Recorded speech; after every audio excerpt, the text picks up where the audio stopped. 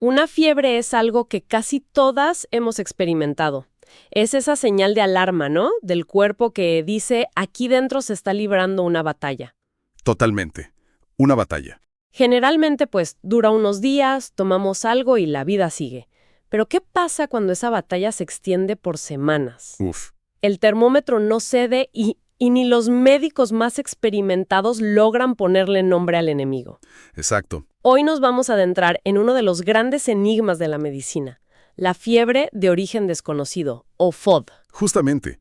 Y para guiarnos en este laberinto diagnóstico, vamos a explorar a fondo el capítulo 20 de uno de los textos de referencia. El Principios de Medicina Interna de Harrison. Ese mismo. La misión es entender qué convierte a una fiebre en un verdadero misterio, porque es un desafío tan formidable. Y cómo los médicos se convierten casi en detectives, ¿no? Buscando pistas en un mar de posibilidades. Exactamente. Esa es la palabra. Detectives. Bueno, empecemos por ahí, por desglosar el misterio. Me imagino que no cualquier fiebre que dura un poquito más de lo normal ya califica como de origen desconocido. No, para nada. Debe haber reglas muy claras. Claro. Totalmente. Y de hecho, han ido cambiando con el tiempo. La definición original es, fíjate, de 1961. ¡Wow! Pero la actual es mucho más estricta. Para que un caso se etiquete como FOD, tienen que cumplirse 4 condiciones. A ver, ¿cuáles son? La primera, una temperatura por encima de los 38.3 grados Celsius. ¿Ok? Y esta es importante, medida en al menos 2 ocasiones. Ah, o sea que no vale con decir me siento fiebrada o tener una febrícula. Tiene que haber una medición objetiva, un número concreto. Justo eso. Una prueba fehaciente. La segunda condición es la duración. ¿Cuánto tiempo? La enfermedad debe persistir por lo menos 3 semanas. 3 semanas. Es una eternidad cuando uno se siente mal. Para ese punto, la preocupación debe ser altísima. Sin duda. Y esto es clave, porque muchas infecciones virales te pueden dar fiebre 1 o 2 semanas, pero 3 ya es una señal de que algo más está pasando. Ok, tenemos temperatura alta y duración. ¿Qué más? La tercera condición es muy importante. El paciente no debe tener un sistema inmunitario comprometido. ¿A qué te refieres con eso? O sea, no hablamos de pacientes con VIH avanzado o que estén, por ejemplo, bajo quimioterapia, Entiendo. porque en esos casos el abanico de posibles infecciones es completamente diferente y se clasifica aparte. Claro, tiene su propia categoría. Y la cuarta, que es el corazón del asunto. El diagnóstico sigue siendo un misterio después de una investigación inicial exhaustiva. ¿Y qué tan exhaustiva es esa investigación? ¿De qué pruebas estamos hablando? Es una batería de pruebas bastante completa, que busca, pues, descartar lo más obvio. Lo primero que se te ocurriría. Exacto. Incluye análisis de sangre para medir marcadores de inflamación como la velocidad de eritrosedimentación y la proteína C reactiva. También hemogramas completos, pruebas de función del hígado, de los riñones y, por supuesto, cultivos de sangre y orina para buscar bacterias. Y me imagino que también imágenes. ¡Claro! Se completa con imágenes básicas, una radiografía de tórax y una ecografía de abdomen. Si después de todo eso no hay respuesta, bienvenido al club de la FOD. Entendido. Tenemos fiebre confirmada, duración, un sistema inmune normal y un primer round de pruebas que no arroja nada. Ahora, mientras leía el material me surgió una duda. A ver. La fiebre es siempre la protagonista. ¿Qué pasa si una persona tiene todos los signos de esa batalla interna, o sea, la inflamación por las nubes en los análisis, pero el termómetro no se dispara? Es una pregunta excelente y da justo en el clavo de un concepto relacionado. La inflamación de origen desconocido, o IOD. IOD. Es fascinante, porque comparte exactamente la misma definición y el mismo proceso de estudio que la FOD, pero con esa diferencia crucial. El paciente no tiene fiebre. Pero sí tiene toda la evidencia en la sangre de que algo está pasando. Exacto. Tiene esos marcadores de inflamación persistentemente elevados sin explicación. Para simplificar nuestra conversación, cuando digamos FOD, nos vamos a referir a ambos escenarios. Perfecto. Porque las causas y la estrategia son, en la práctica, idénticas. El enigma está definido. Y ahora es cuando la trama se complica. Porque las pistas para resolverlo parecen cambiar dependiendo de en qué parte del mapa te encuentres. Totalmente. Es una de las observaciones más llamativas del texto. Hay una división geográfica clarísima. A ver. En Europa Occidental, por ejemplo, la categoría más común de causas, responsable de 1 de cada 4 casos, son las enfermedades inflamatorias no infecciosas. ¿Cómo qué tipo de enfermedades? Aquí hablamos de vasculitis, que es la inflamación de los vasos sanguíneos, o enfermedades autoinmunes. Las infecciones, que uno pensaría que son la causa principal, solo explican el 17% de los casos. Solo el 17%. Eso es sorprendente. ¿Y qué pasa si nos movemos a otras regiones? El panorama da un vuelco de 180 grados. En otras partes de Europa, en Turquía, Oriente Medio y en gran parte de Asia, las infecciones son la causa número 1. Ahí sí. Y con diferencia. Pueden llegar a representar desde el 38% hasta un increíble 66% de todos los casos de FOD. Es muchísimo. Y la protagonista dentro de ese grupo, especialmente fuera del mundo occidental, es la tuberculosis. Un momento, eso me parece contraintuitivo. Uno pensaría que en los países occidentales, con mejor tecnología, el porcentaje de casos sin resolver debería bajar, ¿no? Claro, es lo lógico. Y de hecho, el texto dice algo que me dejó pensando, que en Occidente, a veces más de un tercio de los casos queda sin diagnóstico. ¿Cómo se explica esa paradoja? Es la paradoja perfecta, y las dos preguntas están conectadas. La razón por la que las infecciones son menos comunes como causa de FOD en Occidente es precisamente por la tecnología. ¿Por qué?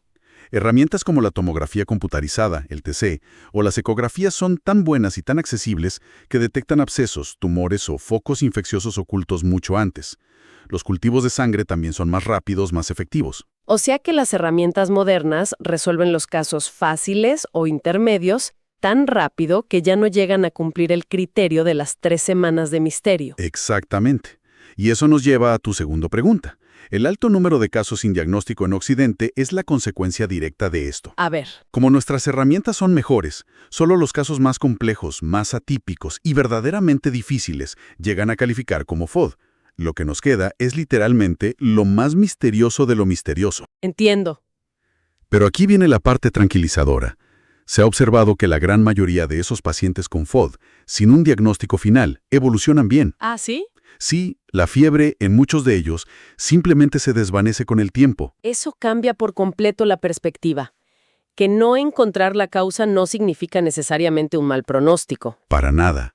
Le permite al médico decir, no sé qué es, pero sé que lo más peligroso ya lo he descartado y lo más probable es que se resuelva solo. Precisamente. Permite adoptar una estrategia de espera vigilante una vez que se han descartado las enfermedades más graves, como el cáncer o infecciones severas. Ok, pero supongamos que un médico no se conforma y quiere seguir tirando del hilo. ¿Por dónde empieza el trabajo de detective? Aquí la regla de oro, y esto es clave para cualquier médico, es pensar que la FOD casi nunca es una enfermedad súper exótica. No. Lo más probable es que sea una enfermedad común, como una endocarditis o una infección abdominal, pero con un disfraz que no reconocemos, una presentación atípica. Buscarlo como un presentado de forma extraña. Me gusta. El mayor error es empezar a buscar enfermedades raras desde el primer día. Entendido. Entonces, ¿cuál es el primer paso de esa investigación? El paso más crucial es buscar lo que el texto llama indicios con potencial diagnóstico, los IPD. ¿IPD? Y esto es trabajo de detective puro y duro. Implica sentarse con el paciente una y otra vez, repetir la historia clínica, volver a explorar de pies a cabeza. Cada detalle cuenta. Cualquier detalle, por mínimo que parezca. Un viaje que hizo hace 5 años, un pasatiempo como la jardinería, si tiene gatos, pájaros, si ha comido quesos no pasteurizados, y es fundamental suspender cualquier antibiótico o corticoide que esté tomando. ¿Por qué? Porque son como una cortina de humo que puede enmascarar la verdadera causa. Entiendo. Pero, ¿y si después de todo ese interrogatorio, de buscar en cada rincón, no aparece ninguna pista? Estamos en un callejón sin salida. Me imagino que aquí es cuando empezamos a buscar dentro del cuerpo con la tecnología más avanzada, ¿no? Exacto. Ese es el siguiente movimiento. Si no hay indicios claros que seguir, se recurre a las técnicas de imagen avanzadas. Y la reina indiscutible hoy en día es la tomografía por emisión de positrones con FDG. La FDG-PTC. Suena a ciencia ficción. ¿Cómo funciona exactamente? Es una prueba increíblemente inteligente. Se le inyecta al paciente un tipo de azúcar marcado con una sustancia radiactiva de baja intensidad. Ok, las células del cuerpo que están trabajando a toda máquina, porque tienen una infección, una inflamación o son tumorales, consumen mucha más azúcar. El PET-CT detecta dónde se acumula ese azúcar y crea un mapa del cuerpo que se ilumina en las zonas de alta actividad metabólica. Me encanta la idea. No te dice qué es el tesoro, pero te da el mapa con una X gigante que te dice dónde tienes que cavar. Es la analogía perfecta. La prueba por sí sola no te da el diagnóstico, no te dice esto es un linfoma o esto es una infección, pero le muestra al médico con una precisión asombrosa dónde dirigir la siguiente investigación. ¿A dónde apuntar? Justo. Si el PET se ilumina en unos ganglios del abdomen, el siguiente paso es una biopsia de esos ganglios. Si se ilumina en la pared de la arteria aorta, se empieza a pensar en una vasculitis. Y el texto trae un caso que lo ilustra a la perfección, que me pareció increíble. Sí, ese caso es fantástico. Demuestra que sin esa imagen los médicos estaban completamente a ciegas. Totalmente. Es el caso de una mujer de 72 años que llevaba 3 meses con febrícula y un cansancio extremo. Todas las pruebas iniciales eran normales, no había ni una sola pista. ¿Nada? Le hicieron un FDG PET-CT y el resultado fue espectacular. Se iluminaron con una intensidad tremenda todas las grandes arterias de su cuerpo. ¿Todas? La aorta, las carótidas, las femorales. El diagnóstico fue claro: vasculitis de grandes vasos asociada a polimialgia reumática. Y con ese diagnóstico ya hay un tratamiento. Se le inició tratamiento con prednisona y la respuesta fue inmediata y completa. Sin esa prueba, el misterio podía haber continuado indefinidamente. Un ejemplo perfecto del poder de estas herramientas. Y hablando de esta paciente, ¿hay grupos de edad o situaciones particulares en las que la FOD se presente de una forma especial? Sí, el texto destaca algunos. En los ancianos, como la paciente del caso, paradójicamente es más probable llegar a un diagnóstico que en personas más jóvenes. ¡Qué curioso! Y las causas más comunes en este grupo son precisamente la arteritis de células gigantes, la polimialgia reumática y la tuberculosis. O sea que una fiebre persistente en una persona mayor nunca debe tomarse a la ligera. Jamás. ¿Y qué me dices de esas fiebres que son intermitentes, que van y vienen? ¿Debe ser agotador? Ese es otro escenario clásico. La fiebre recurrente. Son episodios de fiebre que aparecen, duran unos días y luego desaparecen por completo. ¿Y la persona se siente normal entre episodios? Normalidad total. La clave aquí, y es un desafío, es evaluar al paciente y sacarle sangre durante un pico febril. Si se le estudia cuando se siente bien, es muy probable que todo salga normal. Claro. Y hay un dato muy curioso. Si este patrón de fiebre recurrente dura más de 2 años, es extremadamente improbable que la causa sea una infección o un cáncer. Eso cambia totalmente el enfoque y seguro que tranquiliza mucho al paciente. Y bueno, tenemos que tocar un tema un poco más extraño. ¿Qué pasa con la posibilidad de que la fiebre no sea real? Es una posibilidad rara, pero que un médico siempre debe tener en un rincón de la mente. El texto distingue 2 situaciones. ¿Cuál es? Una es la fiebre simulada, donde el paciente, por razones psicológicas, se provoca la fiebre, por ejemplo, inyectándose sustancias contaminadas. ¡Qué fuerte! Y la otra es la fiebre fraudulenta, donde la persona está perfectamente sana pero manipula el termómetro. ¿Y cómo se puede sospechar de algo así? Me imagino que es un tema delicado. Muy delicado. La principal sospecha surge cuando un paciente reporta picos de fiebre altísimos, de 40 o 41 grados, pero su estado general es excelente. No se ve enfermo. Exacto. No suda, no tiene escalofríos, su frecuencia cardíaca es normal. Una técnica para confirmarlo es medir la temperatura en varios sitios a la vez, por ejemplo, en la boca, en el recto y en el oído. Y ver si coinciden.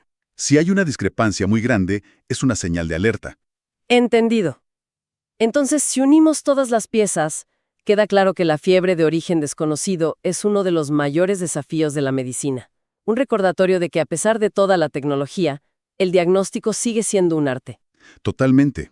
Un arte que mezcla paciencia, observación y una lógica deductiva casi detectivesca. Exacto. Y el dato final que quizás es el más sorprendente es que para un número importante de personas, sobre todo en el mundo occidental, nunca se llega a encontrar una causa.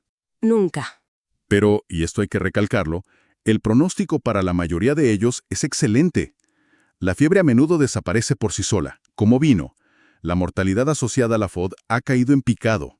O sea que el misterio puede quedar sin resolver, pero la historia, en la mayoría de los casos, tiene un final feliz.